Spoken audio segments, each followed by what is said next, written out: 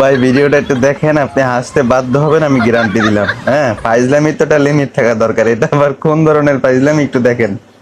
ডাক্তারে কিন্তু রুগী একটা নিয়ে আসছে। হ্যাঁ, এটা আদৌ রুগী নাকি লাশ আপনারা দেখেন তাহলে বুঝতে পারবেন। ডাক্তার একদম কাপড় টাপড় জায়গায় সবকিছু দেখা খাতার ভিতরে সিগনেচার করে হ্যাঁ চলে যাবে এখান থেকে। ডাইকা দিছে কিন্তু। হ্যাঁ, পাশে থাকা লোকটার অবস্থাটা কি হয় শুধু একটু দেখেন। ডাক্তার চলে যাইতেছে, এখন ওই লোকটার খালি চেহারাটা দেখেন, ভয় ওনার কি অবস্থাটা হইতেছে। হ্যাঁ, অলরেডি কিন্তু উনি অলরেডি ভয় পেয়ে গেছে। হ্যাঁ, তো দেখা যাক কি হয়, লাস্ট পর্যন্ত দেখেন, মজা পাবেন। হ্যাঁ, খালি কি হয় লোকটার সাথে ঘটনাটা দেখেন। হ্যাঁ, দেখতেছি কি হয় আমরা অলরেডি কিন্তু পালারা দিয়ে ফেলাইছে রুগিনের লাশ। তার অবস্থা, চেহারাটা দেখেন লোকটার কি অবস্থাটা হয়েছে।